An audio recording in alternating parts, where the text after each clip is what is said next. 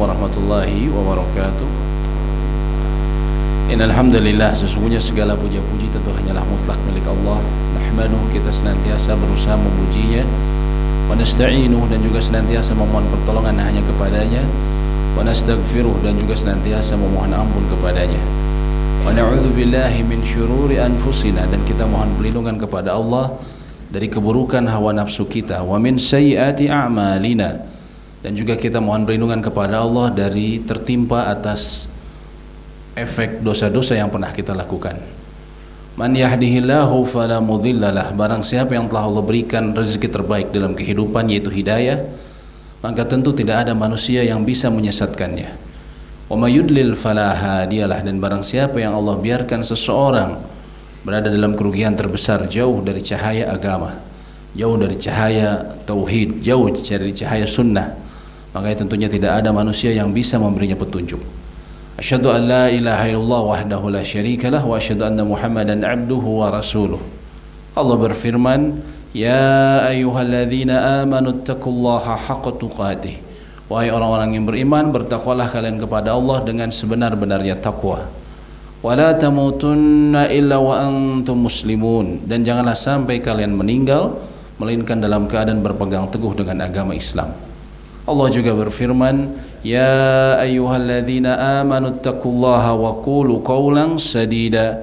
Wahai orang-orang yang beriman, bertakwalah kalian kepada Allah dan berkatalah dengan perkataan yang hak. Karena dengan berkata yang hak, yuslih lakum a'malakum, Allah akan perbaiki amal-amal kalian. Wa yaghfir lakum dzunubakum, dan mengampuni dosa-dosa kalian. Wa may yuti'illaha wa rasulah, barang siapa yang selalu berusaha taat kepada perintah Allah dan Rasulnya, faqad faza fawzan 'azima, dia sungguh telah mendapatkan kemenangan yang agung, kesuksesan yang sejati. Adalah Nabi SAW suatu saat bersama para sahabatnya, mereka dalam perjalanan melewati dua buah kuburan, dua buah makam. Lalu Nabi SAW kemudian membawa daun kurma yang basah lalu ditancapkan di atas dua kuburan tersebut. Lalu beliau berkata kepada sahabatnya, innahuma la yu'adzaban, ini dua penduduk kubur lagi diazab saat ini, tengah diazab. Wa ma yu'adzabani fi kabirin, dan mereka tidaklah diazab dengan sesuatu yang dianggap besar oleh manusia. Artinya mereka diazab dengan sesuatu yang dianggap sepele oleh manusia. Maka beliau katakan, kana aduhuma la yastatiruna minal baul, salah seorang dari mereka dia tidak melindungi diri dari air kencing.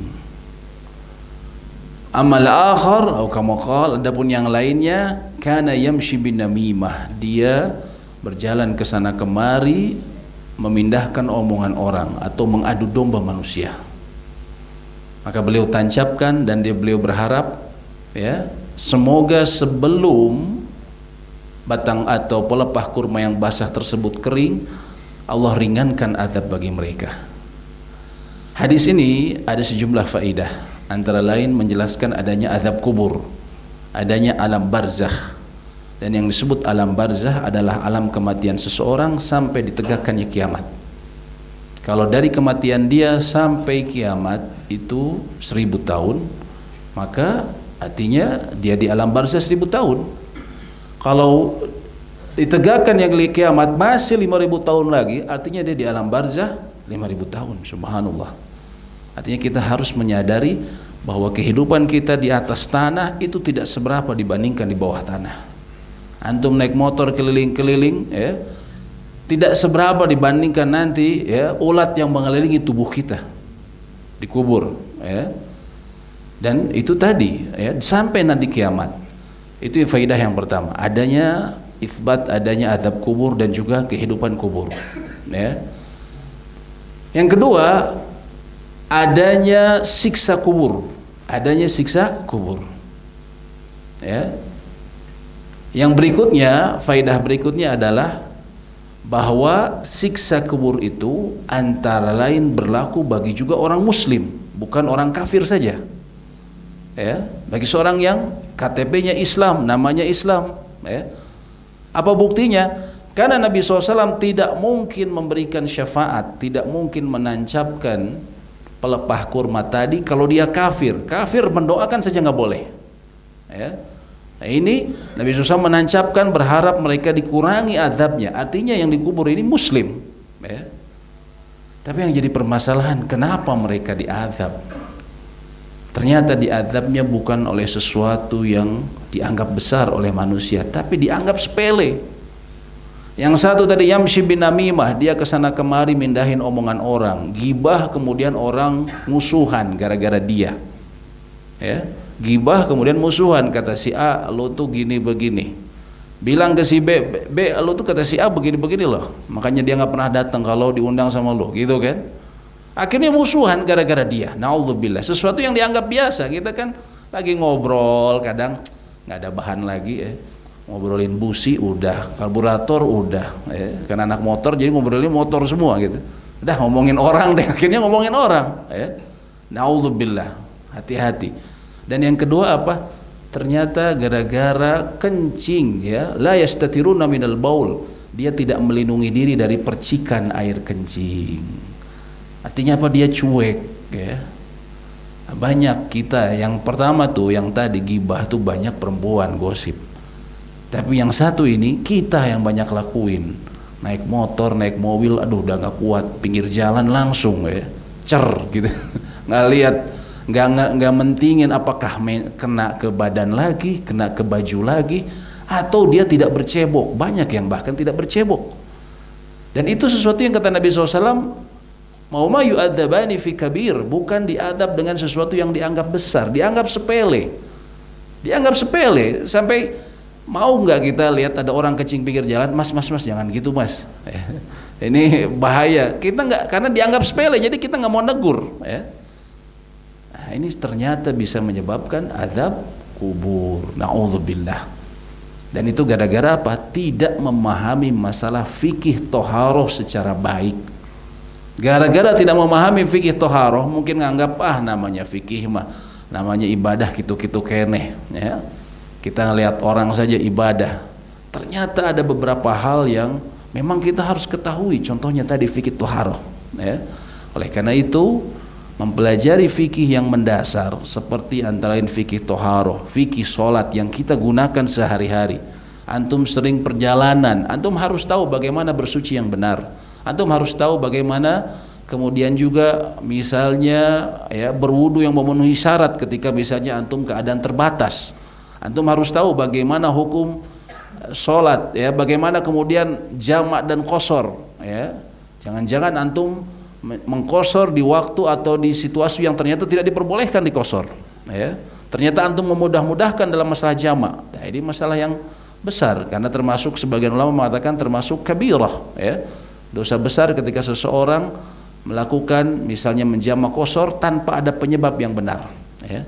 Oleh karena itu, itulah kita duduk, makanya kita perlu belajar terus. Dan kita ingat berkata Nabi SAW, ya, talabul ilm faridatun ala kulli muslim, menuntut ilmu itu wajib bagi setiap muslim, ya. Dan tentunya ilmu ini banyak, yang wajib ini terutama yang berhubungan dengan, ya, keseharian kita, dengan ibadah kita, antara lainnya masalah fikih toharoh, fikih ibadah, ya, itu sesuatu yang wajib.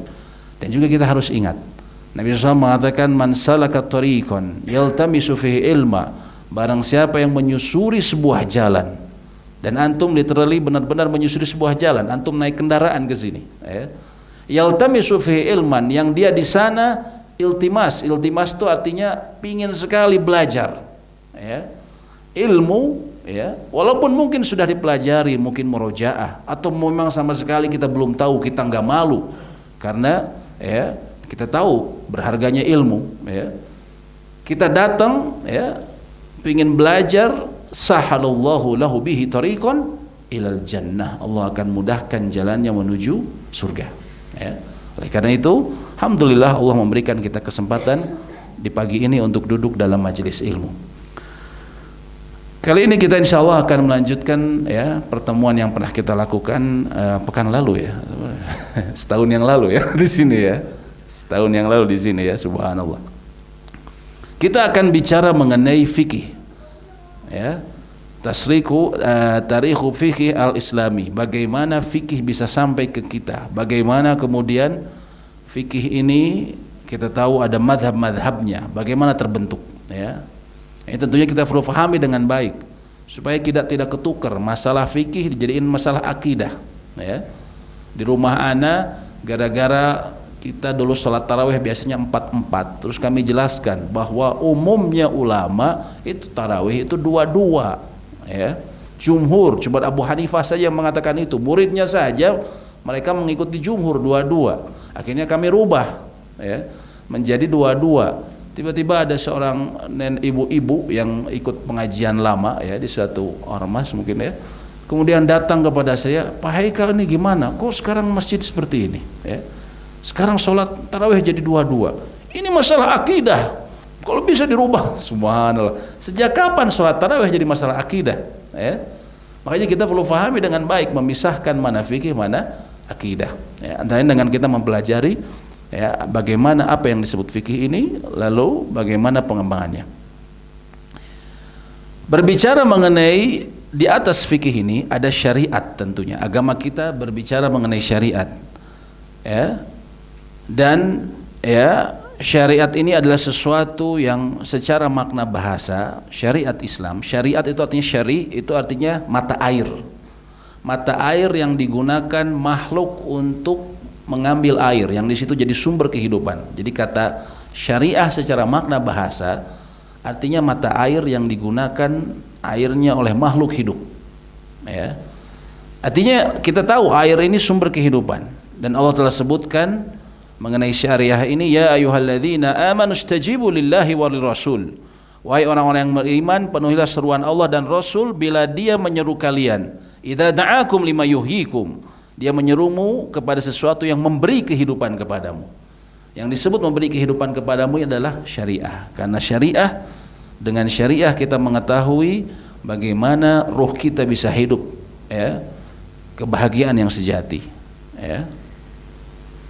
Syariat ini antara lain setidaknya dibagi menjadi 3 secara umum, secara global. Ini supaya tadi kita tahu, ya, bisa membedakan mana fikih, mana masalah akidah. Pertama adalah dalam syariah ini, ya, ini ada berbagai versi pembagian ulama, tapi saya ambil yang paling mudah. Ada al-aqidah yang berisi tentunya pokok-pokok keimanan, ya, prinsip kita, keyakinan. Ada yang al-fiqh berhubungan dengan ibadah yang bersifatnya praktikal, ya. Ada juga yang berhubungan dengan akhlak dan adab. Ya, secara umum syariah itu terbagi menjadi 3 ini, secara umum, ya, menjadi 3 ini, al-aqidah, al-fiqh, wal akhlaq, ya. Dan syariat kita itu istimewa, tidak seperti ajaran agama lain. Pertama, otentik, robani. Artinya kita tahu sumbernya datang dari pemilik alam semesta ini. Kemudian sesuai fitrah, ya, dia seperti tauhid, kita mengakui bahwa pencipta itu satu, itu sesuai fitrah kita, ya. Kemudian raf'ul haraj, di antara sifat syariah itu ada namanya raf'ul haraj. Raf'ul haraj itu mengangkat kesulitan. Dalam syariah ini nggak ada yang sulit. Setiap kali ada kesulitan selalu ada jalan keluarnya, alternatif. Nggak bisa sholat berdiri, duduk. Nggak bisa duduk, berbaring, ya. Nggak bisa berbaring, telentang. Tidak bisa telentang, semua tubuh nggak bisa bekerja, cuman mata saja, gerakan mata, ya. Artinya selalu ada kemudahan sesuai fitrah. Dan dia juga bersifat disebutnya, ya, al-kamal wasyumul, sempurna dan menyeluruh. Sempurna dan menyeluruh. Seorang Yahudi pernah bertanya ke Salman Al-Farisi mengenai nabi kita. Ahadan nabiyul ladzi yu'allimukum ila al-khira' atau kama qala, ini nabi yang mengajarkan kalian sampai urusan masuk toilet. Maksudnya dia ingin mengejek. Ini nabi kamu sampai ngurusin toilet gitu maksudnya, gitu kan. Tapi kemudian Salman menjawab, "Na'am," dengan bangga, ya. Beliau katakan dengan bangga, "Na'am." Ya. Dia mengajarkan kepada kami sampai urusan toilet tidak boleh bagi kami menghadap kiblat, ya, ketika buang air besar atau buang air kecil atau membelakanginya. Beliau kemudian sebutkan adab-adab lain dalam ketika beristinja, ya. Ini menunjukkan agama ini mulia, sampai dari urusan toilet sampai urusan negara kalau bertikai dengan negara kafir harbi, ya, dengan negara kafir yang memerangi kita, itu semua ada urusannya, ada penjelasannya, ya. Nah, ini harus kita tahu, fikih itu bukan sekedar wudu atau sholat saja, ternyata begitu luas, ya, syariah ini. Juga al-adalah, berkeadilan. Dulu zaman jahiliyah perempuan tidak dapat warisan, bahkan mereka diwarisi. Kalau bapaknya punya istri 10 zaman jahiliyah, istri yang paling muda, ya, paling cantik, paling muda, sepantaran sama dia, bapaknya meninggal, dia bisa ambil tuh, istrinya diwariskan, ya, jadi wariskan. Dalam Islam nggak ada. Mereka dapat warisan, mereka dapat kedudukan yang sama dalam keluarga. Kemudian juga dia bersifat disebutnya, ya, ad-dawam, berkelanjutan, sustainable. Syariat ini sustainable. Contohnya antum lihat kemarin salah satu sifat syariat kita, kata para ulama, sholih likuli zaman wa makan. Dia cocok bagi setiap waktu dan juga setiap, ya, tempat. Ya, syariat ini cocok setiap waktu, setiap tempat. Ya. Dalam kondisi misalnya kemarin Covid, para ulama memberikan fatwa harus begini, dan ternyata memang ada landasannya. Misalnya kita sholat kita berjarak, ada landasannya ternyata, ya, semuanya. Karena syariat kita ini banyak kaidah-kaidah yang kemudian bisa diterapkan, ya, mengikuti kondisi yang ada, tidak kaku. Dan yang keenam tentunya adalah tadi, ya, mudah. Syariat ini mudah, ya. Antum tidak bisa wudu, antum bisa tayamum. Seseorang naudzubillah min dzalik, kecelakaan lalu lintas, nggak bisa wudu, nggak bisa kena debu, nggak bisa tayamum, tapi akalnya masih ada, apakah harus tetap sholat? Sholat, tapi dengan cara yang termudah bagi dia, nggak usah wudu, nggak usah tayamum. Badannya nggak bisa gerak, ya gerakan saja kepalanya atau minimal matanya misalnya, ya. Jadi inilah keistimewaan syariat Islam, otentik, robani, dari Allah, sesuai fitrah, sempurna dan menyeluruh, keadilan, berkelanjutan, dan juga mudah, ya. Ini harus kita fahami, karena kalau kita tidak faham, fikih hanya seputar, atau syariah ini hanya seputar wudu, sholat, kemudian urusan masjid, kemudian ada bank syariah dan ekonomi syariah, cuman situ saja, berarti kita kurang piknik, ya. Masih banyak yang dibahas dalam syariah. Berbicara mengenai fikih secara makna bahasa artinya al-faham. Nah, ini kita perlu pahami. Fikih itu secara makna bahasa faham. Ya. Ada sejumlah dalil menunjukkan demikian, ya. Makanya nanti kita lihat, bahkan dalam dalil-dalil yang persis sama, ulama bisa keluar kesimpulan hukum yang berbeda. Ya. Kenapa? Karena fikih itu memang faham, pemahaman. Ya. Bagaimana misalnya Imam Ahmad memahami ini, Imam Syafi'i memahami ini, ya. Terkadang dalilnya persis sama. Nanti kita akan temukan, ya, pembahasan misalnya hal-hal yang dalilnya yang digunakan persis sama 4 mazhab, tapi kesimpulannya bisa ada 4 atau bisa 3, ya. Karena fikih itu faham. Adapun makna syar'i artinya fikih ini secara umum ilmu mengenai permasalahan-permasalahan agama. Adapun secara khusus, ini yang sering dipakai istilah fikih, ilmu bil ahkami syar'iyyatil amaliyatil muktasabah min adilatiha tafsiliyah. Ilmu akan hukum-hukum syariat yang bersifat praktikal, ya, yang dihasilkan dari dalil-dalil yang terperinci, ya. Hukum-hukum syariat yang sifatnya praktikal dan dihasilkan tentunya dari dalil-dalil yang terperinci, ya. Apa saja bahasan fikih? Secara umum fikih setidaknya terbagi menjadi 2, fikih al-ibadah dan fikih al-muamalah, ya. Secara umum ada berbagai macam pembagian ulama, namun ini yang paling mudah dan paling umum. Fikih ibadah ini apa? Fikih sholat, saum, zakat, dan haji. Dan ini yang paling banyak dibahas di majelis-majelis. Dan orang terkadang salah faham, fikih itu cuma seputar ibadah saja, ya. Terutama biasanya cuma ibadah, sholat, saum, zakat, haji saja jarang dibahas, gitu kan? Padahal fikih juga ada muamalah di sana. Muamalah itu bukan jual beli saja, bukan kita bisnis sewa menyewa dan segala macam. Ada juga ahwal syakhsiyah seperti hukum-hukum keluarga. Kita bicara nikah, ya, bagaimana kewajiban untuk menafkahi, diatur, disebutkan dalam fikih bahwa laki-laki yang harus menafkahi, wanita tidak ada kewajiban, ya. Kemudian juga mengenai nasab, mengenai warisan, ya. Semua diatur, ya. Bahkan mengenai warisan ini sesuatu yang kadang dianggap sepele, padahal Allah sebutkan dalam surat An-Nisa ayat 13, ya. Barang siapa yang menentang apa yang sudah Allah tetapkan atau melampaui batas, maka Allah langsung ancam dengan neraka, ya. Itu maksudnya ketika Allah berbicara mengenai ayat-ayat waris. Kalau ada orang yang sengaja menentang ayat waris, Allah siapkan, ya, maka bagi dia langsung ancamannya neraka dalam surat An-Nisa, ya. Dan itu dibahas dalam fikih. Juga berbicara mengenai jinayat, kriminalisme, ya, mengenai kisos atau apa.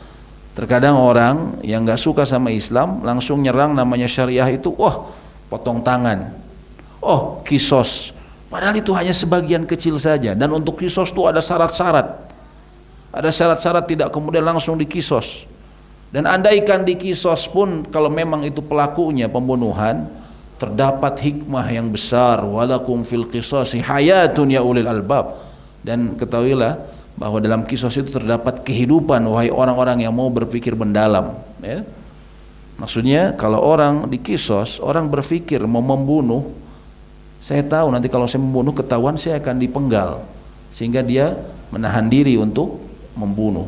Nggak kayak di kita, hukumnya nggak jelas, sehingga orang begitu nyawa begitu mudah, ya. Nah, disebutkan dalam ini jinayat. Bicara juga hukum-hukum acara perdata, peradilan, sengketa, itu semua ada dalam fikih. Begitu pula hukum internasional dengan negara kafir saat perang damai, itu dibahas. Nah, ini kita lihat syariat kita ini lengkap sekali, ya. Nah, sekarang kita bicara mengenai keutamaan belajar ilmu fikih. Pertama, secara umum keutamaan ilmu fikih adalah sebagaimana keutamaan ilmu syar'i. Allah mudahkan jalannya menuju surga. Yang kedua, kita belajar fikih antara lain agar ibadah kita sesuai sunnah Rasulullah SAW. Karena kalau kita asal ibadah, ya, sugan dan cenah ngikuti orang aja, sugan teh salat teh kieu, cenah mah kitu, ya. Tidak berlandas dari Al-Qur'an dan As-Sunnah, bisa jadi tidak diterima, ya. Capek-capek ibadah nggak diterima, ya. Dan kita ketahui orang yang belajar agama ini, Nabi SAW mengatakan, man yuridillahu bihil khaira, barang siapa yang Allah kehendaki kebaikan pada seseorang, yufaqihu fiddin, Allah akan berikan dia pemahaman pada agama. Ini para ulama juga memahami mafhum mukhalafah, pemahaman kebalikannya. Artinya apa? Kalau orang nggak faham agama, bukan karena tidak mau belajar, bukan karena belajar tapi sulit, mungkin dia kondisi akalnya agak lemah, tapi dia tidak faham agama karena dia menjauhkan diri dari majelis ilmu, nggak mau belajar, cuek, ya. Artinya kata para ulama dari hadis ini, Allah tidak kehendaki kebaikan bagi dia. Allah tidak kehendaki kebaikan bagi dia. Makanya hati-hati ketika kita semakin malas kajian-kajian ilmu, belajar, ya, itu bisa jadi tanda Allah tidak menghendaki kebaikan bagi kita. Na'udzubillah min dzalik. Ya, na'udzubillah. Kemudian juga tadi ibadah kita belajar fikih agar ibadah kita memenuhi syarat diterimanya ibadah, yaitu mutaba'ah, mengikuti tuntunan sunnah Nabi kita Muhammad SAW, ya. Ya, ini dalilnya antara lain, ya, kita. Kemudian hukum fikih ini bagaimana mempelajarinya? Ada dua. Pertama, ada yang sifatnya fardu ain, ada yang sifatnya fardu kifayah, ya, ada juga yang memang sifatnya juga sunnah. Fardu ain contohnya wajib bagi setiap muslim. Tadi masalah mendasar ibadah keseharian kita tentang bersuci, toharoh, sholat. Kita kalau ditanya sama anak kita, ya, Pah, kalau ruku yang benar itu gimana? Kita harus bisa jawab, ruku yang benar tuh begini, harus dipraktekkan. Gak bisa kita bilang, tanya ustadz, atau bapak mau bukan ustadz. Gak bisa. Kenapa? Karena kita dituntut rukunya harus benar. Nabi SAW pernah melihat ada seseorang yang laki-laki gak lurus rukunya, ya, ada yang mengatakan ini perkataan Hudzaifah al-Yamani, ya, sahabat yang mulia. Lalu dia gak lurus rukunya. Kata Nabi SAW, kata beliau, lau mata hadha ala hali hadhi, Kalau orang ini meninggal dalam keadaannya seperti itu, rukunya ngasal, ya, mata ala ghairi millati Muhammad SAW. Dia meninggal bukan dalam agama Muhammad sallallahu alaihi wasallam. Bukan agama Muhammad SAW, berarti agama apa, Pak? Hindu, Buddha, emang ada sholatnya, ya. Na'udzubillah. Artinya apa? Nggak diterima sholatnya. Padahal sholat adalah amalan pertama yang dihisab, ya. Maka ketika kita ditanya harus tahu. Ini sama beberapa hal tuh dalam Islam, kita benar-benar harus menguasainya. Sama seperti kita dikasih motor, dikasih mobil, dikasih kunci. Begitu sudah dikasih kunci, mutlak harus tahu aturan lalu lintas. Nggak bisa kita lampu merah kita bablas terus, ya. Udah nabrak sana sini, polisi akhirnya datang, Pak, saya punten, saya nggak tahu kalau lampu merah itu harus berhenti, Pak. Ya. Apa diterima?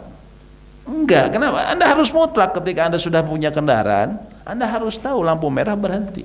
Sama dengan ibadah yang ada ilmu yang harus kita ketahui dalam agama. Yang ketika kita tidak tahu, ya, nggak ada uzur, bisa jadi kita diazab. Naudzubillah. Ada juga yang sifatnya fardu kifayah, wajib bagi sebuah komunitas muslim. Contohnya tentang waris umumnya, ya, antara lain tentang beberapa hal yang memang ahli ilmu yang mengetahuinya lebih dalam. Nah, sekarang kita ingin tahu bagaimana fikih sampai ke kita. Para ulama setidaknya membagi menjadi 4. Pertama, masa pensyariatan. Dari semenjak Nabi SAW diutus sebagai Nabi dan Rasul dan sampai beliau wafat tahun 11 Hijriah. Ini masa pensyariatan. Semua yang terjadi di sana, ya, Nabi SAW berkata, Nabi SAW melarang, Nabi SAW kemudian, ya, mendiamkan, maka itu menjadi syariat. Itu menjadi syariat. Contohnya begini, ini kita harus pahami dengan baik, karena sering ada kerancuan pemahaman. Contohnya, ada orang mengatakan boleh kita melakukan sesuatu amalan yang kalau kita rasa baik itu boleh kita membuat satu yang baru. Loh, kenapa? Bagaimana? Itu kan katanya dalam agama itu disebut bid'ah. Itu buktinya Bilal. Bilal itu dulu Nabi SAW bertanya, kenapa wahai Bilal aku mendengar suara tarumpahmu di depanku ketika aku ke surga? Apa amalan rahasiamu? Maka Bilal mengatakan bahwasanya tidaklah aku berwudu kecuali aku kemudian langsung sholat 2 rakaat. Berarti itu sholat syukrul wudu. Nah, artinya sholat itu pertama disyariatkan sama siapa? Sama Bilal. Jadi boleh saja. Nah, ini kesalahan besar, ya. Pertama apa? Pertama, mengenai keutamaan seseorang yang berwudu dengan benar, lalu dia sholat 2 rakaat tanpa berbicara ke dirinya sendiri, nggak ngelamun. Maka itu Nabi SAW sudah mengatakan dalam hadis lain, Ghufirallahu ma taqaddama min dzambi. Allah mengampuni dosa-dosanya yang telah lalu. Ya, artinya ada keutamaan orang setelah wudunya benar terus sholat 2 rakaat itu ada keutamaan. Jadi bukan dari Bilal. Yang kedua, andaikan itu memang Bilal yang pertama melakukan, Nabi SAW membenarkan. Beliau masih hidup. Andaikan itu dilarang, Nabi SAW akan jadi beda, karena itu terjadi pada zaman Nabi SAW. Ya. Sehingga ketika beliau membenarkan, itu artinya hal tersebut dibolehkan, masuk dalam syariat. Selain tadi memang Nabi SAW sendiri pernah bilang bahwa kalau berwudu baik terus kemudian sholat 2 rakaat ada keutamaan khusus, ya. Nah, ini perlu kita pahami. Ini keistimewaan masa pensyariatan. Yang kedua adalah masa terbentuknya madhab, yaitu ketika fikih diampu oleh para sahabat sampai tahun 100 Hijriah. Kemudian juga masa madhab fikih, ya, dari tahun 1100 sampai 1300 Hijriah, ya, sampai sekarang pun masih tentunya. Ada juga masa sekarang memang ada beberapa corak yang berbeda dalam fikih, ya. Sebelum terbentuknya madhab ada namanya era sahabat dan era tabi'in. Sahabat ini adalah orang yang ketemu Nabi SAW dalam keadaan beriman dan wafat dalam keadaan Islam. Itu yang disebut sahabat. Ketemu Nabi dalam keadaan beriman, meninggal dalam keadaan Islam, ya. Tabi'in, mereka yang beriman ketemu dengan sahabat lalu meninggal dalam keadaan Islam, ya, itu tabi'in, ya. Sebelum terbentuknya mazhab ada era mereka. Dan kita harus pahami sahabat Nabi SAW adalah sebaik-baiknya generasi dalam memahami dan mengamalkan agama, ya. Dalilnya banyak dalam surat At-Taubah. Mereka disebut wasabiqunal awwalun, orang-orang terdahulu masuk Islam, Muhajirin dan Ansor. Allah sebutkan radhiyallahu anhum wa radu'an. Allah ridho terhadap mereka dan juga mereka ridho terhadap apa yang Allah berikan dari surga. Makanya kita kalau bilang Abu Bakar radhiyallahu taala anhu, Umar radhiyallahu taala, karena memang dalam ayat disebutkan Allah ridho terhadap mereka. Kalau sudah dijamin ridho, ngapain kita cari orang yang kita tidak tahu diridhoi atau tidak? Lebih jelas-jelas sahabat ini diridhoi, ya. Dan disebutkan dalam ayatnya walladzina taba'uhum biihsan, dan yang mengikuti mereka dengan baik. Allah jadikan sebagaimana janjikan kepada para sahabat. Yang kedua, Nabi SAW mengatakan khairun nasi qarni, sebaik-baiknya manusia adalah generasiku, sahabat. Thumma alladzina yalunahum, kemudian generasi setelahnya atau yang disebut tabi'in. Thumma alladzina yalunahum, kemudian generasi berikutnya tabi'ut tabi'in. Inilah disebutnya al-usyur al-mufaddalah, generasi yang paling utama dalam Islam. Jadi kalau dibilang kejayaan Islam itu apa? Ketika bisa bangun istana Alhambra misalnya di Cordova di Spanyol. Apakah ketika bisa bangun bangunan-bangunan yang megah di Baghdad? Bukan, ya. Kita harus pahami Islam itu berjaya ketika ada di tiga masa ini, ya. Di tiga masa terbaik, ya, yang disebut as-salaf as-salih, para pendahulu yang salih, ya. Nah, kita lihat fikih, tata cara sholat, tata cara wudu, tata cara warisan, bagaimana pernikahan, rukunnya, itu antara lain sampai ke kita antara lain melalui para sahabat. Di antara para sahabat ini ada yang ahli ilmu yang paling banyak memberikan fatwa. Contohnya 7 sahabat. Ini yang paling sahabat yang paling banyak memberikan fatwa. Disebutnya al-mukaththirun, yang paling banyak memberikan fatwa. Umar radhiyallahu ta'ala anhu, Ali, Ibnu Mas'ud, Aisyah, Zaid bin Thabit, Abdullah ibnu Abbas dan Ibnu Umar. 7 sahabat ini adalah sahabat yang paling banyak memberikan fatwa, ya. Ulamanya sahabat. Ada al-mutawassitun, yang pertengahan. Contohnya siapa? Ada 13 sahabat, Abu Bakar, Utsman ibn Affan, Ummu Salamah, ya, Abdullah bin Zubair dan seterusnya, ya. Kenapa Abu Bakar bukannya sahabat yang paling utama, tapi kenapa beliau memberikan fatwanya pertengahan? Jawabannya karena beliau ketika Nabi SAW hidup, tentunya beliau tidak berani memberikan fatwa. Ketika selepas Nabi SAW wafat, beliau memimpin hanya 2 tahun dan disibukkan juga oleh urusan, ya, menstabilkan kaum muslimin, karena waktu itu sempat ada mereka yang menolak zakat sehingga diperangi, sehingga beliau tidak banyak memberikan fatwa, waktunya habis dan cuma 2 tahun lalu meninggal, sehingga wajar beliau sedikit memberikan fatwa. Beda sama Umar. Umar kepemimpinannya 10 tahunan dan keadaan sudah mulai established, sudah mulai mapan, sehingga ada waktu beliau menyampaikan ilmu, ya, seperti itu. Ada juga sahabat yang sedikit memberikan fatwa. Totalnya ada 130 sahabat yang fatwanya diriwayatkan generasi berikutnya, ya, ada 130 sahabat.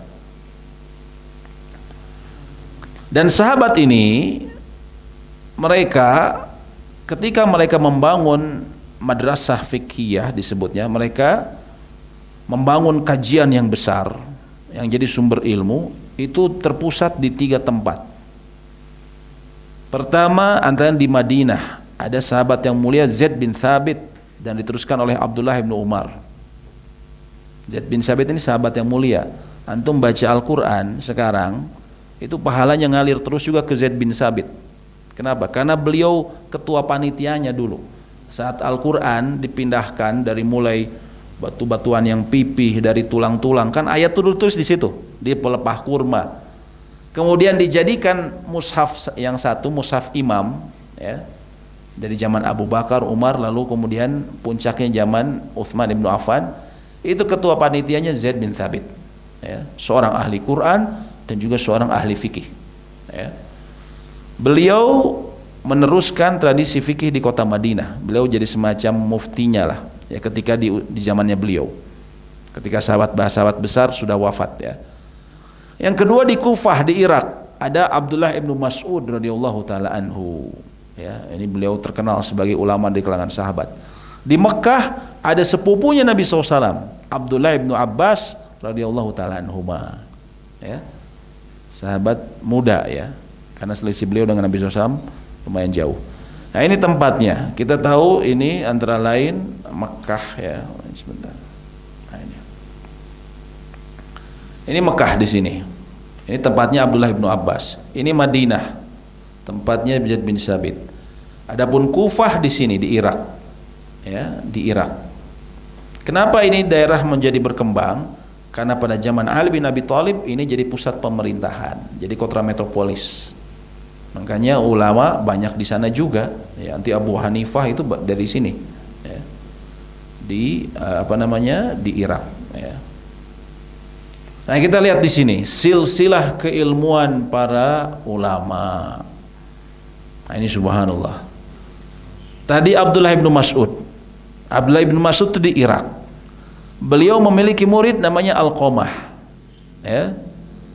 Dan juga Alqamah memiliki murid Ibrahim An-Nakhai. Ibrahim An-Nakhai. Ibrahim An-Nakhai punya murid Hamad bin Abi Sulaiman. Ya, Hamad memiliki murid namanya Abu Hanifah, Nu'man ibn Thabit yang wafat tahun 150 Hijriah. Ya. Di Mekah ada Abdullah bin Abbas. Abdullah bin Mas'ud ini yang paling senior, wafatnya tahun 32. Abdullah bin Abbas itu wafat tahun 68 Hijriah. Dia memiliki murid di Mekah Amr bin Dinar dan Sufyan bin Uyainah. Di Madinah, kota kenabian yang ditinggali oleh para sahabat dan anak-anak mereka adalah Abdullah bin Umar. Ya, di sana ada murid beliau sekaligus anak beliau Salim. Juga ada mantan budak beliau namanya Nafi. Di bawah mereka murid mereka namanya Zuhri, Ibnu Syihab Az-Zuhri. Az-Zuhri ini orang pertama yang diperintahkan mengumpulkan hadis-hadis. Asalnya sama, lembaran-lembaran tercecer. Yang pertama disuruh ngumpulin hadis ini Az-Zuhri. Az-Zuhri punya murid namanya Malik bin Anas. Ya. Malik bin Anas memiliki murid yang sangat cemerlang, cerdas. Namanya siapa? Asy-Syafi'i. Asy-Syafi'i punya murid siapa? Ahmad bin Hambal. Ternyata mereka guru semurid ya, atau guru murid ternyata mereka ini ya. Kan di kita guru murid ulah siling ngaganggu cenanya. Tukang debus cenah. Kali cenah. Nah, kayak gini, saya guru saya ilmu ulah siling ngaganggu gitu kan. Nah, kayak gini ya. Kita harus pahami nih, karena ada orang kadang nyeletuk, kalau mazhab Syafi'i mah nggak pernah pakai Bukhari. Ya, Imam Syafi'i mah nggak pernah pakai hadis Bukhari. Kayak heula jang tinggal heula ieu gitu kan. Imam Syafi'i meninggal tahun 204 Hijriah, Bukhari 256. Ya. Bukhari adalah muridnya dari murid Imam Syafi'i. Ya. Jadi bagaimana bisa Imam Syafi'i ngambil hadis yang umurnya di bawah yang beliau meninggal baru mungkin ini ya, baru mungkin belajar ya. Nah, ini kita perlu pahami dengan baik ya. Jangan sampai kemudian kita lancang bicara mengenai ahli ilmu tapi kita tidak tahu kondisinya ya. Imam Ahmad ini punya murid yang sangat terkenal, Al-Bukhari dan Muslim. Al-Bukhari ini banyak muridnya, gurunya, salah satunya adalah Ahmad bin Hambal dan juga Imam Muslim. Dan juga yang terkenal muridnya yang setia itu adalah Abu Daud. Abu Daud As-Sijistani, orang Sijistan. Abu Daud ini yang kita tahu riwayat Abu Daud gitu kan. Abu Daud ini salah satu penerus beliau kalau secara madhab beliau banyak mengambil dari madhabnya Imam Ahmad ya, Abu Daud ini ya. Adapun Bukhari itu lebih banyak ngambil madhab fikihnya ke Syafi'i secara fikihnya ya. Nah ini tadi yang menarik ya, Imam Syafi'i ini salah arahnya ya, ini arah panahnya sebenarnya agak ke bawah. Tadi Abu Hanifah punya murid namanya Muhammad Asy-Syaibani. Imam Syafi'i ini selain belajar dari jalur Madinah, dia juga belajar dari jalur Irak. Beliau juga belajar ke Muhammad Asy-Syaibani. Begitu pula Muhammad bin Hambal. Ya. Karena beda, kalau di Irak itu dia banyak pakai kias. Ya. Adapun di Madinah itu banyak pakai hadis. Kenapa? Karena di Irak waktu itu, waktu zamannya Abu Hanifah mulai banyak pemalsuan hadis, sehingga mereka sangat berhati-hati mengambil hadis. Itu yang pertama. Yang kedua, mereka itu Kufah menjadi kota metropolis, jadi kota pusat pemerintahan, banyak permasalahan. sehingga dia harus memecahkan permasalahan-permasalahan fikih. Dalil yang ada dikit, akhirnya apa? Digunakan kias. Tapi di sisi lain, ya, kias ini sangat bermanfaat juga kan, dalam dia sumber hukum yang diakui, karena dia akan menjadi sumber pemecahan bagi masalah-masalah yang tidak disebutkan dalam dalil yang khusus, ya. Nah, Imam Syafi'i itu belajar dari tradisi hadis dan juga tradisi kecerdasan orang-orang Kufah, ya. Ini Imam Syafi'i menggabungkan. Makanya Imam Ahmad itu sengaja duduk dalam majelis Imam Syafi'i, ya, untuk mempelajari fikih beliau, pemahaman beliau terhadap dalil. Imam Ahmad itu sengaja ketika beliau ditanya, kenapa kamu tetap terus duduk di ini, padahal kan dia juga luar biasa. Imam Ahmad tuh hafal 1 juta hadis, ya. Beliau katakan ada sesuatu yang berbeda dari pemuda Quraisy ini, ya, kecerdasan dia dalam memahami dalil, ya. Nah, sekarang kita belajar mengenai mazhab Abu Hanifah secara ringkas. Abu Hanifah nama aslinya An-Nu'man ibnu Thabit, ya. Dia orang yang aslinya dari Kabul, Afghanistan, ya. Ada yang satu versi mengatakan dia turunan Arab tapi tinggal di Kabul, Afghanistan. Antum sering dengar ya kalau Taliban perang di Kabul, ya, gitu dulu kan. Ini tempatnya An-Nu'man ibnu Thabit atau Abu Hanifah. Abu Hanifah ini pedagang, ya. Beliau pedagang kain terkenal, ya. Beliau dari keluarga pedagang kaya dan beliau juga pedagang. Dan beliau sering mensponsori temannya sesama alim, sesama ahli ilmu, ya. Dia biayai kehidupan mereka karena dia pedagang, ya. Beliau lahir tahun 80 Hijriah atau tahun 699 Masehi. Wafat tahun 150 Hijriah atau 767 Masehi, ya. Bicara mengenai ibadah dan ketakwaannya, Abu Asim An-Nabil mengatakan Abu Hanifah itu dijuluki Al-Watad, si kokoh, karena sholatnya yang banyak. Kata Sufyan bin Uyainah, tidak ada orang yang datang ke Mekah di zaman kami yang lebih banyak sholatnya dibandingkan Abu Hanifah.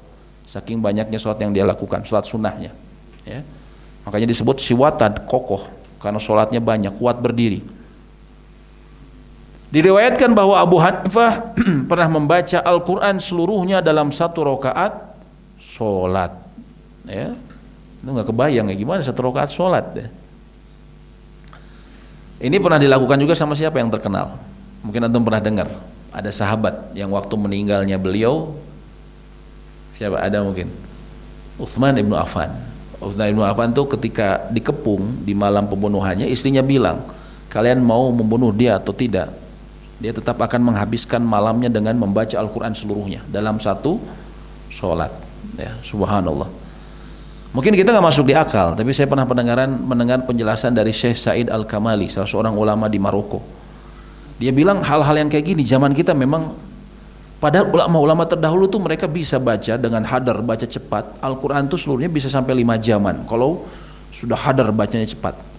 Dan sholat mereka memang bisa 5 atau 6 jam sholat mereka. Kita lihat Nabi SAW kalau lagi Ramadan itu kan bisa panjang sampai menjelang fajar. Nah, para ulama pun begitu dahulu, ya. Makanya tidak aneh bagi mereka kalau misalnya seperti ini, ya. Ilmu dan kecerdasannya, kata Imam Malik, ditanya, pernahkah engkau melihat Abu Hanifah? Ya, kata Imam Malik, aku melihat seseorang yang bila mengatakan kepadamu bahwa tiang kayu ini terbuat dari emas, ya, jadi di Madinah itu tiangnya dari kayu aslinya. Kata Imam Malik, aku melihat seseorang kalau yang kalau dia mengatakan kepada kalian bahwa tiang kayu ini terbuat dari emas, kalian pasti percaya. Kenapa? Karena kekuatannya dalam berhujah, kekuatannya dalam menjelaskan. Sampai yang jelas-jelas kayu orang bisa percaya. Kalau yang ngejelasinnya siapa? Abu Hanifah. Saking cerdasnya beliau, ya. Kekuatannya dalam berhujah, kata Imam Malik. Waqi, ini gurunya Imam Syafi'i, tidakkah aku melihat orang yang lebih faqih, lebih faham dalam agama dan lebih baik sholatnya dibandingkan Abu Hanifah? Kata Imam Syafi'i, para ulama dalam ilmu fikih, ulama-ulama yang belajar fikih itu berkeluarga dengan Abu Hanifah. Dalam riwayat lain, mereka berhutang sama Abu Hanifah, karena Abu Hanifah ini memberikan beberapa fondasi dalam ilmu fikih, ya. Sekarang kita berbicara mengenai tahap perkembangan mazhab Abu Hanifah. Nah, ini supaya kita tahu ya, jangan sampai kita tidak mengetahui sehingga kita melecehkan ya. Majelisnya Abu Hanifah itu murid-muridnya ada ahli fikih, ada bahasa Arab, ada ahli hadis. Jadi beliau itu gaya majelisnya bukan satu arah gini, tapi semacam diskusi. Ada orang bertanya, misalnya nanya fatwa. Lalu beliau, bagaimana menurutmu wahai temanku yang ahli bahasa? Dari sisi bahasa gimana? Dari hadis bagaimana? Lalu kemudian mereka itu ya berdiskusi, sehingga fatwa itu bisa keluar nggak langsung, bisa sehari 2 hari. Itu gayanya Abu Hanifah dulu ya.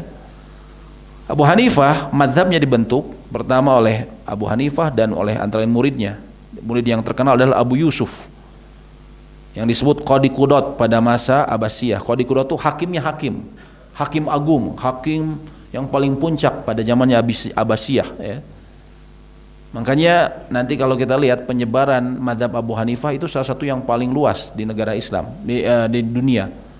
Karena waktu zamannya Abbasiyah, Abu Yusuf beliau menyebarkan fikih Abu Hanifah, guru beliau. Juga murid beliau adalah Muhammad Asy-Syaibani. Ada masa perluasan dan penyebaran dari tahun 200 Hijriah sampai 700 Hijriah. Mulai ada kitab-kitab induk mazhab. Ada juga fase mapan. Nah, kita lihat ini terbentuknya mazhab ini hampir 1000 tahunan, ya, ratusan tahun. Ya. Makanya kan kalau kita lihat kadang orang tuh kalau masalah fikih suka mengatakan, oh ini mah Newcastle, ya. Ini Manchester, itu kan.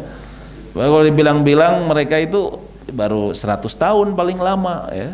Fanatik kadangnya cuma 100 tahun. Mazhab ini jauh lebih lama. Ya. Nah kita lihat mazhab Abu Hanifah ini tersebar di mana saja di hijau muda nih.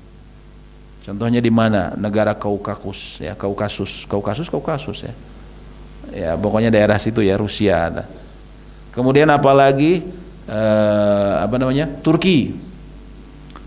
Makanya antum bisa melihat sesuatu yang beredar di Turki. Antum sholat Jumat ikut bareng, terus antum bilang amin. Antum dilihatin sama orang. Karena dalam mazhab Abu Hanifah yang sunnah itu mensirkan amin. Kalau kita kan jahar, ya. Jadi kalau antum sendirian, amin, antum malu sendiri nanti. Orang mana cina itu? MBI Bandung cina. Ternyata kan bahaya. Kalau antum nggak tahu ya. Terus di mana lagi? Pakistan. Pakistan itu secara madzhab fikih Hanafiyah. India. Ya, makanya antum lihat kalau antum umroh, perempuan itu umumnya pakai kaos kaki, karena kaos kaki ini apa? Aurat. Tapi kalau dari Pakistan pada nggak pakai kaos kaki. Kenapa? Karena dalam mazhab Abu Hanifah kaki perempuan itu bukan aurat. Kakinya ya, telapak ininya kakinya, punggung kakinya, bukan di atasnya, punggung kakinya. Ya.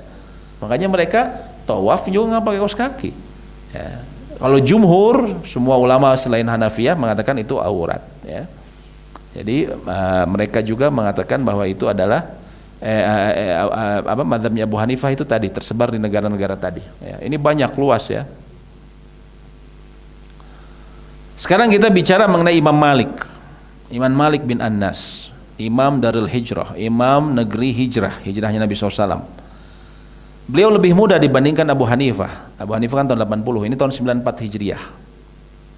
Ya, atau 711. Beliau wafat tahun 795 Masehi. Nah, kita lihat silsilah keilmuan Malik bin Anas. Ini bagaimana beliau ke Nabi SAW itu bisa dihitung dengan jari gurunya. Ya. Makanya ada orang bilang, wah itu pendapatnya Imam Malik. Bukan masalah pendapat Imam Malik, beliau itu ahli ilmu dan beliau gurunya nyampe ke Nabi itu tinggal dihitung sama jari. Antara lain di atas beliau ada Az-Zuhri. Tadi orang pertama yang ditugaskan oleh Umar bin Abdul Aziz untuk mengumpulkan hadis. Ya. Di atasnya ada Salim. Ya, di atasnya Az-Zuhri ada Salim, anaknya Abdullah bin Umar, dan juga ada Nafi. Ya, mantan budaknya Abdullah bin Umar. Dan di atas mereka Nafi dan Salim ada Abdullah bin Umar. Abdullah bin Umar langsung ke Nabi Sallallahu Alaihi Wasallam. Jadi dekat banget Imam Malik sama Nabi SAW ya, silsilah keilmuannya. Ibadah dan ketakwaan, kata Ibnu Mahdi, tidaklah aku melihat seseorang lebih berwibawa dan sempurna akalnya dan ketakwaannya yang luar biasa selain Imam Malik. Ya. Kata Ibnu Wahbin, andaikan aku memenuhi catatanku dengan ucapan Malik la adri, saya tidak tahu, maka sungguh aku bisa melakukannya. Maksudnya gini, kata Ibnu Wahbin, Imam Malik itu orang yang sangat berhati-hati dalam berfatwa. Sehingga kalau dia tidak tahu atau tidak tahu persis, beliau nggak akan sok tahu. Beliau hanya mengatakan la adri, saya tidak tahu. Dan itu tidak mengurangi kehormatan beliau. Saya tidak tahu. Pernah beliau ditanya satu pertanyaan, datang lagi besok hari, malamnya dia belajar, nggak nemu jawabannya. Orangnya besok nanya lagi, datang lagi besok, sampai 3 hari Imam Malik nggak bisa jawab. Imam Malik, kata orang ini, ya, wahai Malik, kalau nggak ada yang bisa jawab, kalau engkau tidak bisa jawab, siapa lagi yang bisa jawab? Apa yang aku harus katakan kepada kaumku ketika ini kan pesanan dari kaumnya, nanya ke Imam Malik. Kata Imam Malik, katakan kepada kaummu bahwa Malik seorang yang bodoh. Ini bagaimana tawaduknya dan takwanya para ahli ilmu. Beda kayak zaman sekarang, ya, bisa ngomong dikit, nggak pernah latar belakang agama, ya, tapi bisa nasihat, langsung jadi ahli fatwa, ditanya segala macam jawab, gitu kan. Nah, ini beda dengan keadaan ulama salaf, ulama terdahulu, ya. Keilmuan dan kecerdasannya, kata Imam Syafi'i, kalau disebutkan ulama, Malik Najm, Imam Malik itu bintangnya. Dan beliau berfatwa setelah tanya ke 70 orang gurunya, apakah saya sudah pantas untuk memberikan fatwa? 70 orang gurunya mengatakan iya, baru dia berani berfatwa. Dan Imam Malik adalah ulama pertama yang menyusun kitab hadis Al-Muwatta. Gurunya yang pertama mengumpulkan hadis-hadis, yang pertama menyusun menjadi buku adalah Imam Malik, ya. Nah, ini kita lihat sejarah mazhab Maliki. Di antaranya adalah dari tahun 282 Imam Malik menyusun kitab Al-Muwatta, ya. Atau ini murid-muridnya, maksudnya sampai tahun 282. Kemudian juga masa pengembangan sampai tahun 600-an, ya, dan seterusnya. Ini artinya mazhabnya ini berkembang selama ribuan tahun. Nah, ini kita lihat pengembangan, ada namanya Ibnu Rusdi. Ibnu Rusdi ini menulis kitab Bidayatul Mujtahid. Beliau nulisnya tahun 600-an, sekarang tahun 1400. Selang udah hampir 800 tahun yang lalu. Kami di Libya dan juga beberapa kampus Saudi yang ada jurusan syariah, sampai sekarang kita belajar fikih itu pakai Bidayatul Mujtahid. Kitab yang ditulis Ibnu Rusdi 800 tahun yang lalu. Isinya tentang apa? Perbandingan madhab, ya, fikih muqaranah. Dan yang istimewanya buku ini, dia membandingkan beberapa permasalahan fikih dari berbagai madhab, disertai apa alasan mereka berbeda pendapat, dalil mereka masing-masing. Nah, itu keistimewaannya buku beliau. Makanya zaman modern sekarang di Saudi, jurusan syariah itu pakai bukunya Ibnu Rusdi, ya, menulis Bidayatul Mujtahid, ya. Sudah 800 tahun tapi berkah, ya, subhanallah.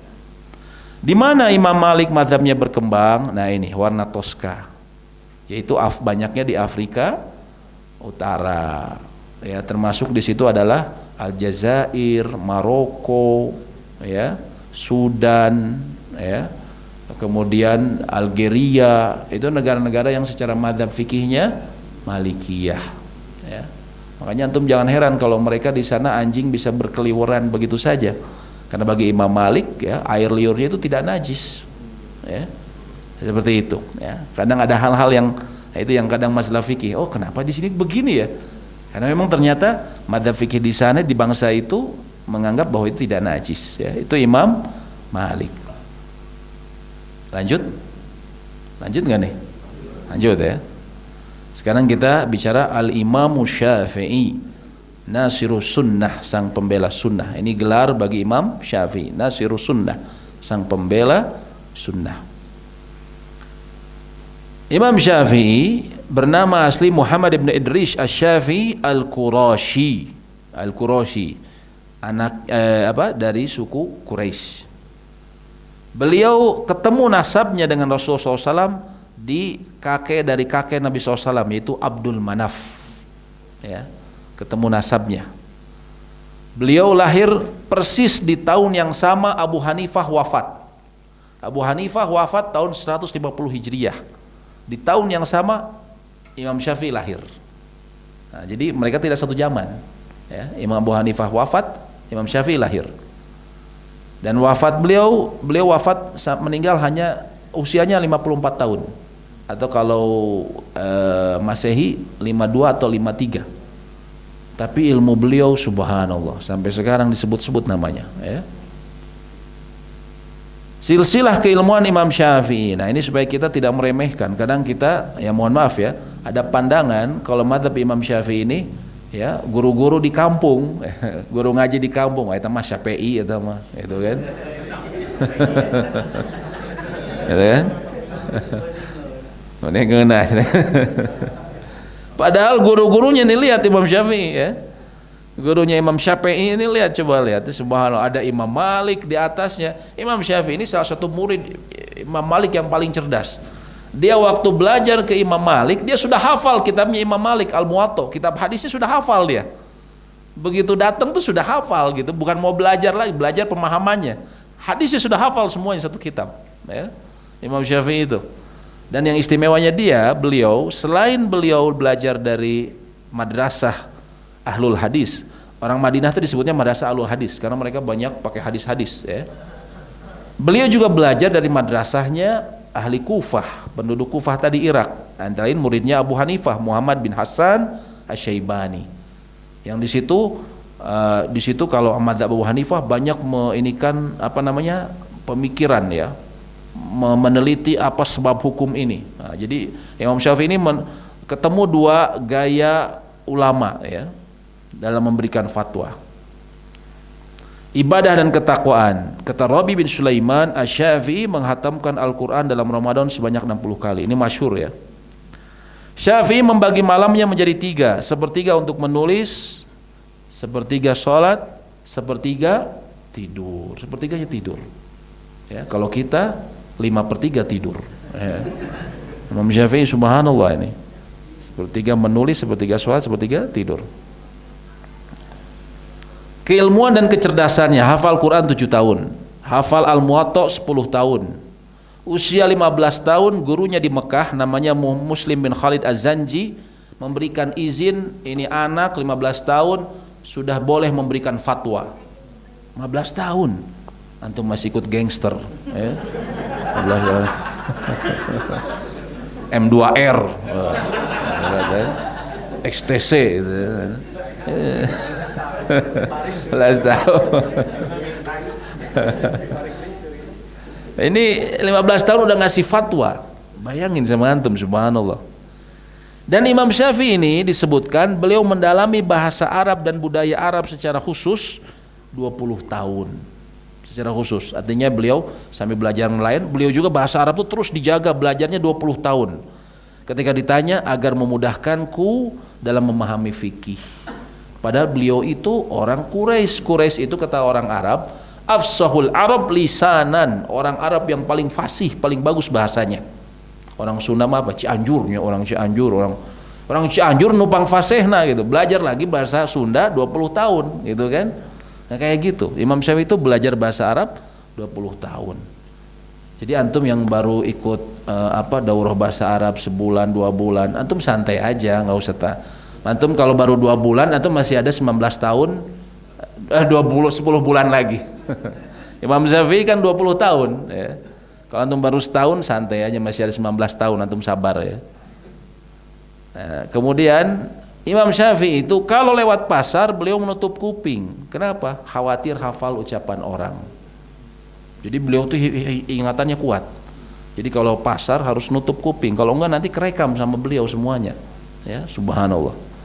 Dan beliau penyusun kitab usul fikih pertama, Ar-Risalah. Awalnya surat. Jadi kalau ada yang menyusun kitab usul fikih yang terdokumentasikan, yang pertama adalah Imam Syafi'i. Kata Imam Ahmad bin Hanbal, Syafi'i kasyamsi lidunya wal afiyati lil badan. Syafi'i itu seperti matahari bagi dunia dan seperti kesehatan bagi tubuh seseorang. Apakah menurutmu ada yang bisa menggantikan keduanya? Ada yang bisa gantiin matahari sama kesehatan? Nggak ada. Ini kata Imam Ahmad. Ya. Makanya Imam Ahmad tuh kalau dalam sholat ada beberapa syekh beliau yang selalu doakan. Di antaranya Imam Syafi'i. Imam Syafi'i itu yang Imam Ahmad selalu doakan dalam sholatnya. Karena sumbangsih besar Imam Syafi'i dalam keilmuan Imam Ahmad. Ya. Kata Imam Ahmad tuh, dulu kami ayat tuh begini, hadis begini.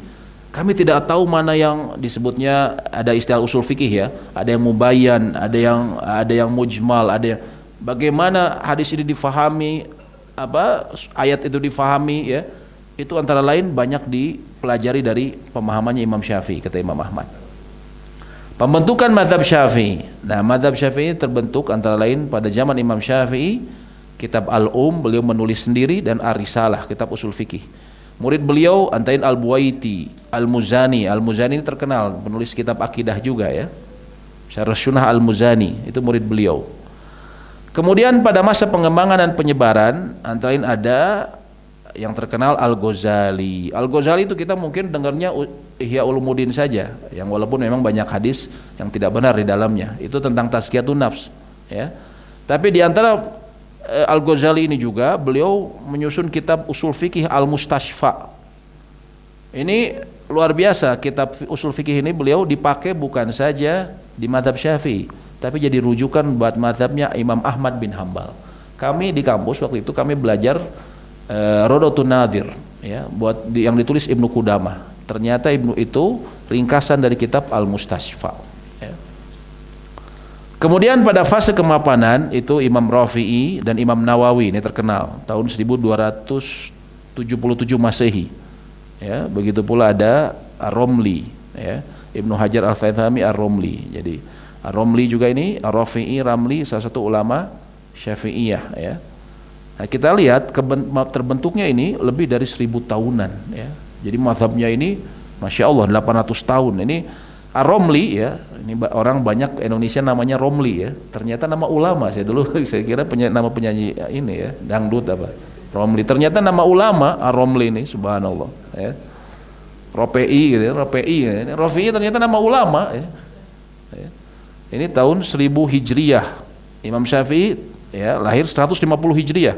Artinya mazhabnya terbentuk hampir 800 tahun.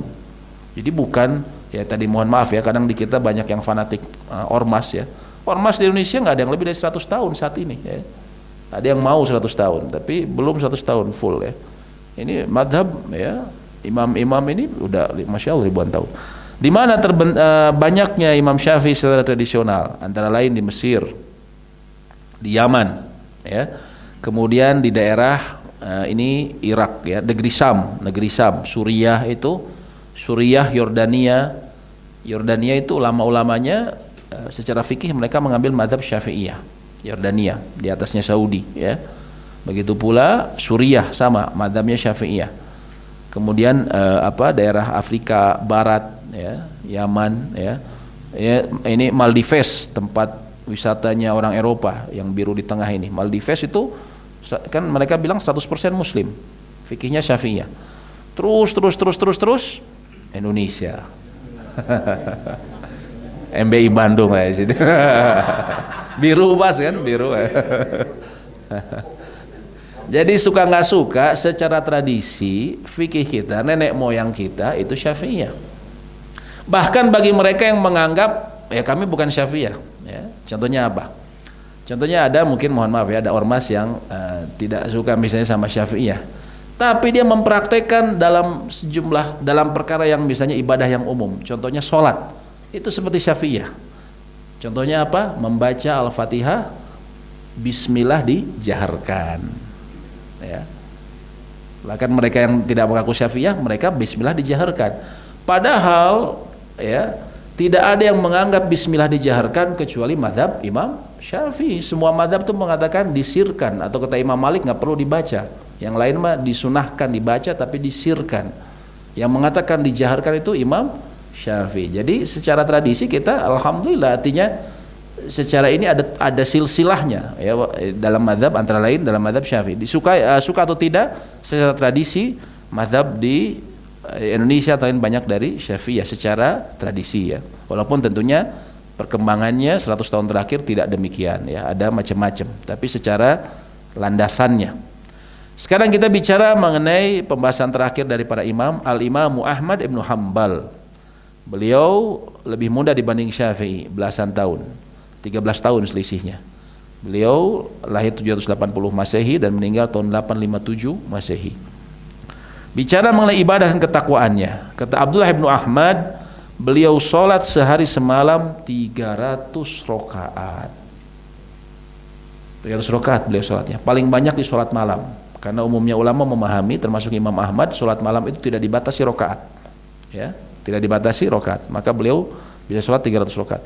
Saat beliau sakit, ya, karena waktu ada fitnah khalqil Quran, ada khalifah yang memaksa para ulama untuk mengatakan Al-Quran itu makhluk, beliau disiksa.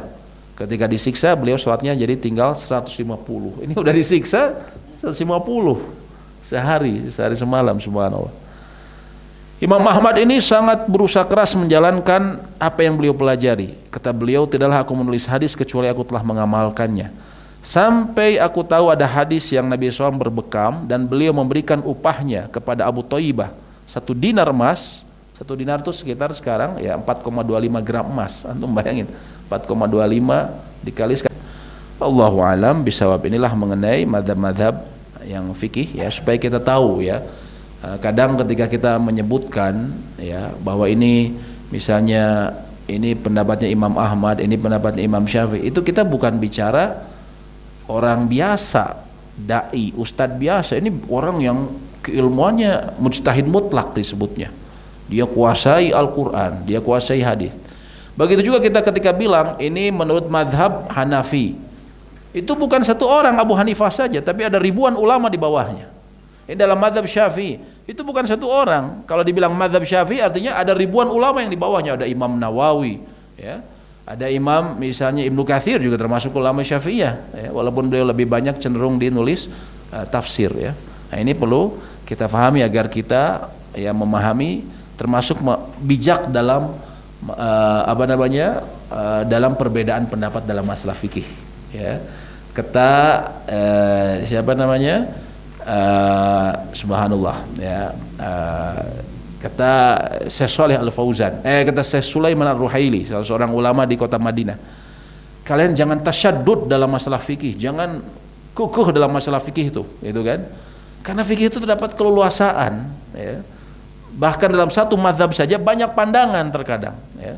Jadi kalau dalam masalah fikih kita harus tahu, ya, ada keleluasaan, ya. Beda sama masalah akidah yang lebih ketat, tapi dalam masalah fikih itu terdapat keleluasaan, ya, jangan tasyaddud, ya. Dan para ulama mengatakan boleh seseorang, termasuk kata Imam mazhab fikih ini semacam madrasah. Kita belajar fikih secara beruntun, itu antara dari mazhab fikih ini seperti madrasah, dia tata cara mempelajari fikih, ya. Maka tidak mengapa bila seseorang mengambil salah satu dari 4 ini. 4 mazhab ini adalah mazhab fikihnya Ahlus Sunnah wal Jamaah. Diakui bahwa barang siapa yang mengambil salah satu dari 4 mazhab ini, maka dia masuk dalam mazhab Ahlus Sunnah wal Jamaah dalam fikih, ya. Ada mazhab di luar Ahlus Sunnah dalam fikih, ya, ada Ja'fariyah, mazhabnya Iran, ya. Syiah Itsna Atsariyah, itu mazhabnya Ja'fariyah, tapi itu bukan Ahlus Sunnah. Yang Ahlus Sunnah yang 4 ini, ya. Nah, itulah sejarah terbentuknya fikih 4 mazhab, ya. Sebelum nanti kita belajar fikih, ya, nanti secara beruntun tentunya runut, ya, kita terlebih dahulu tahu mengenai mazhab ini, ya. Allahu a'lam bishawab. Demikian mungkin yang bisa kami sampaikan. Apabila ada diskusi atau pertanyaan kami persilahkan. Ya, silakan. Kalau misalnya kita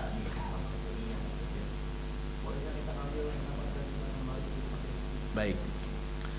Pertama, mengenai mazhab yang kita bisa gunakan misalnya di negeri kita atau yang kita pakai, ya, sebenarnya tidak ada keharusan kita memakai mazhab yang ini, yang itu, ya.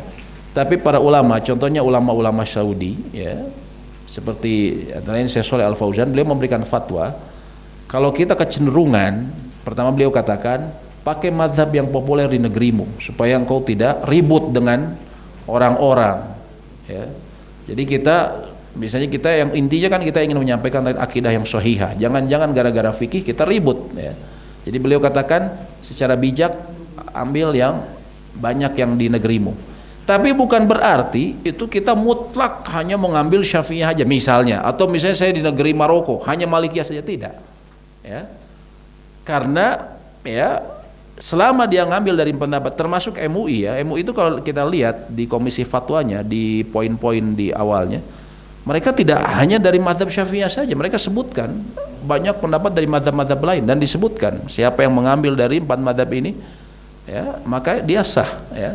Maka tidak mengapa seseorang dalam hal ini, tapi tentunya harus ada dasar keilmuan ketika dia mengambil dari mazhab lain ya. Kalau sebenarnya mohon maaf, kalau orang awam sebenarnya dia mengikuti apa dari gurunya sebenarnya, karena dia kan tidak memahami dalil secara terperinci. Dia dengarkan apa yang disampaikan gurunya, dalil-dalilnya, namun secara memahaminya itu kan tidak terlalu dalam. Dia bisa mencukupkan diri dengan apa yang dapat dari gurunya atau ahli ilmu yang dia ketahui. Tapi kalau ahli ilmu, dia bisa mengambil salah satu mazhab, namun bukan berarti dia hanya eksklusif tadi. Saya Syafi'iyah saja, tidak mau mengambil yang lain. Boleh saja. Kalau memang tujuannya dia untuk mencari antara lain mana yang lebih kuat. Yang nggak boleh itu yang disebut tatabur rukhas. Tatabur rukhas itu kita mencari keringanan. Di mazhab ini yang no ya mah lebih enak no ya pas bagian ieu Syafi'i. Pas bagian itu Hanafi lah ya mah lebih ngeunah deui cenah. Ya itu pindah-pindah, kalau niatnya mencari keringanan nggak boleh. Itu namanya tatabur rukhas, tercela itu. Kayak bisa jatuh kepada kefasikan. Kalau antum caranya cuma pindah-pindah mazhab cari yang enak saja, ya, antum bahkan bisa nikah dengan perempuan tanpa wali, tanpa saksi.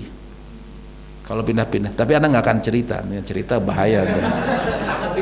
Diam-diam dipakai enggak sebenarnya. Ustaz, anda terus praktekeun hatur nuhun. Bahaya oke kan? Akhirnya ada jalan keluar cenah.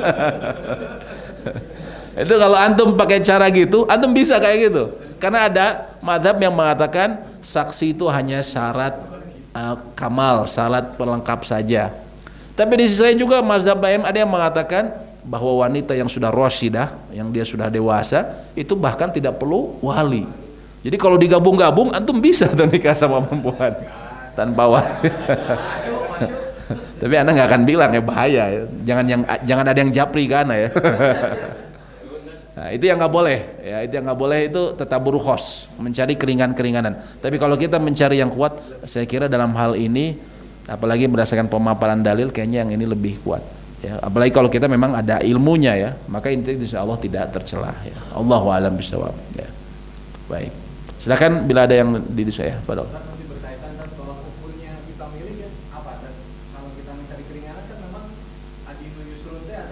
Iya, tapi ya itu harus dengan ilmu. Dengan ilmu. Dalam arti tadi ya, dia tahu bahwa ya tadi misalnya dalam urusan pernikahan lah, ya. Memang kalau digabung-gabung di mix itu bisa, tapi ulama sepakat nggak boleh memix misalnya yang kayak barusan, ya. Akhirnya semua syaratnya itu akhirnya runtuh gara-gara dia mix. Yang satu ini bukan syarat, ini bukan syarat juga, dia mix, ya. Intinya apa? Harus emang ada ilmu bahwa yang keringanannya ini dia ambil karena memang ada dasar yang kuat, bukan berdasarkan cari hawa nafsunya. Kalau yang barusan hawa nafsu, dia cari yang enaknya, sehingga semua syarat gugur, semua rukun gugur gara-gara dia cari keringanan seperti itu ya. Allahu a'lam. Antum bukan yang berminat itu kan? Takut-takut ya. Fadhal, silakan kalau ada lagi diskusi ya. Silakan kalau ada lagi. Ya. Ada Ustaz bertanya, nanti ada hadiah. Oh gitu, oke. Tiga, ayo tanya dulu silakan.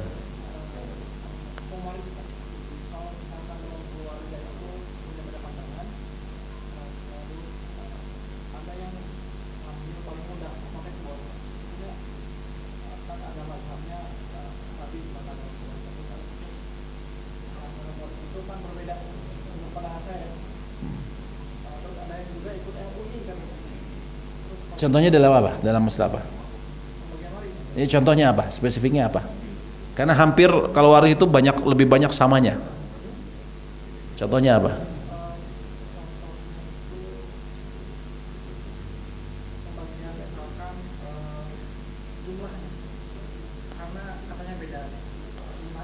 Beda, jumlah istri.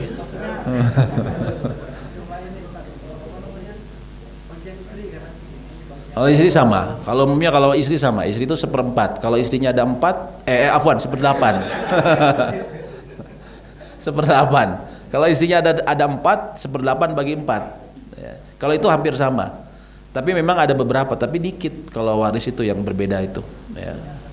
Iya ada perbedaan, tapi dikit ya. Nah, kalau masalah waris beda lagi. Kalau masalah waris kita bisa datangkan ahli ilmunya, dia yang kemudian nanti menghukumi. Ya. Atau misalnya dari KUA, dari mana yang memang dia menerapkan, dia semua sepakat, ya sudah ikuti yang disampaikan ahli ilmu tersebut, itu. Ya. Kalau memang, apalagi kalau dia jelas ahli ilmu, bukan orang yang asal-asalan, gitu ya. Allahu a'lam bishawab. Ya. Sekarang Anda mau nanya, ya tadi pertanyaannya, ini aja deh. Mungkin ada yang tadi ingat ya. Silsilah keguruannya Imam Malik sampai ke Nabi itu siapa saja, nggak usah nama lengkapnya saja ya, fadhal.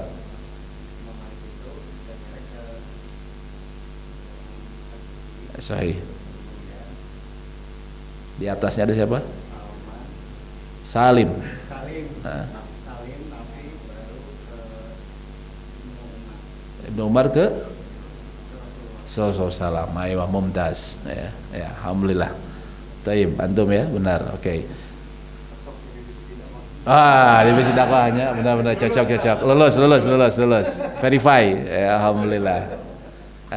Siapakah nama asli Abu Hanifah?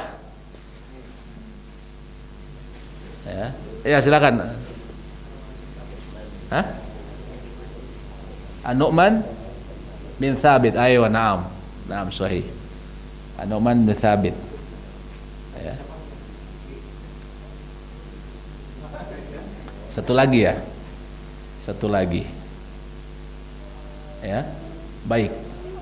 Tersebar di negara apa saja madhabnya Imam Malik? Fadhal. Salah.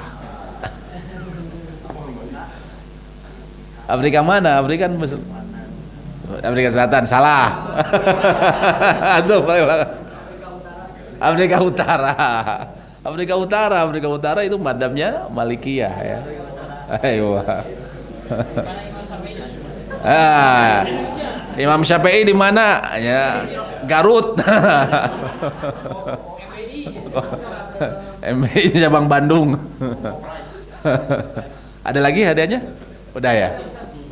Oh, masih banyak.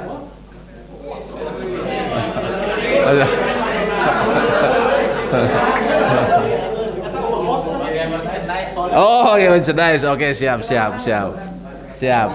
Ya. Oke, di negeri Arab, mazhab Imam Syafi'i tersebar di mana? Di negeri yang berbahasa Arab, Fadal. Dulu, satu lagi? Ya, Suriah. Ya, negeri Sam, ya. Ayo, naam. Ya, Palestina, tapi Palestina juga sama. Syafi'iyah dia. Palestina Syafi'iyah, Mesir juga banyak Syafi'iyah. Ya, Mesir Syafi'iyah, ya. Kemudian apa? Enggak selalu yang Syafi'iyah itu Asy'ariyah. Enggak selalu ya. Enggak selalu yang Syafi'iyah itu Asy'ariyah. Ya, ada kenalan orang Syafi'iyah ada orang Palestina, orang Gaza. Dia fikihnya Syafi'iyah, tapi akidah Ahlussunnah, ya. Akidah ini. Kemudian madhab apa yang mengatakan bahwa amin itu disirkan yang sunnahnya? Abu Hanifah, naam, atau madhabnya Hanafiyah. Ayo. Masih ada? Masih ada. Oke, satu lagi ya. Apa ya? Sebentar. Apa tadi ya? Oke. Siapakah sahabat yang menjadi guru dari gurunya Imam Abu Hanifah? Ya, paling belakang. Siapa? Salah. Abu Hanifah. Ibnu Mas'ud, naam, sahih. Abdullah ibnu Mas'ud. Ya. Abdullah ibnu Mas'ud. Ya. Jadi serangnya ke Ibnu Mas'ud cuman kehalang Hamad Ibrahim An-Nakha'i Alqamah, cuma terhalang 3 guru, ya, sama Abdullah bin Mas'ud. Jadi sama Nabi SAW terhalang 4, ya, Abu Hanifah itu. Makanya terkadang pendapat Abu Hanifah itu ada yang dia sering berbeda sama jumhur, ya, Abu Hanifah. Tapi nggak bisa diremehkan. Kenapa? Karena jelas gurunya beliau itu nyambung ke Nabi itu, ya. Jadi wajar kemudian. Makanya nanti kan kita kalau dalam belajar fikih ada yang disebutnya khilaf mu'tabar, perbedaan yang diakui, ya, karena keluarnya dari ahli ilmu, bukan di sembarang orang. Yang gurunya itu bisa di-track langsung ke Nabi, bukan sembarang orang, gitu kan. Nah, seperti itu. Allahu a'lam bishawab, ya. Berarti insyaallah berikutnya kita akan nanti masuk, ya, nanti kita lihat apakah nanti kita mau belajar dulu nggak sumber kita ngambil dalilnya apa saja. Ya, nanti mungkin kita bahas itu dikit, ya. Lalu kita masuk ke masalah fikihnya, ya. Ke masalah fikihnya mungkin saya kira karena tadi, ya, saran dari para ulama-ulama besar termasuk di Saudi, kita pakai mazhab yang ada di negeri kita. Mungkin nanti kita bisa pakai matan Abi Suja, ya, yang Syafi'i, walaupun nanti kita tetap kasih pandangan dari mazhab yang lain. Ya, kita ngasih pandangan dari mazhab yang lain. Jadi tetap ada muqaranah, ada perbandingan, ya. Seperti itu, ya. Allahu a'lam bishawab, ya. Demikian, ya, berarti, ya. Demikian yang bisa kami sampaikan, semoga memberikan manfaat dan semoga Allah menerima amal ibadah kita dalam majelis ini. Allahumma anfa'na bima 'allamtana wa 'allimna ma yanfa'una wa zidna ilma. Allahumma inna nas'alukal huda wat tuqa wal afa wal ghina. Allahumma ati nufusana taqwaha wa zakkiha anta khairun man zakkaha anta waliyuha wa maulaha. Rabbana atina fid dunya hasanah wa fil akhirati hasanah wa qina adzabannar. Subhanakallahumma wa bihamdik asyhadu an la ilaha illa anta astaghfiruka wa atubu ilaik. Assalamualaikum warahmatullahi wabarakatuh.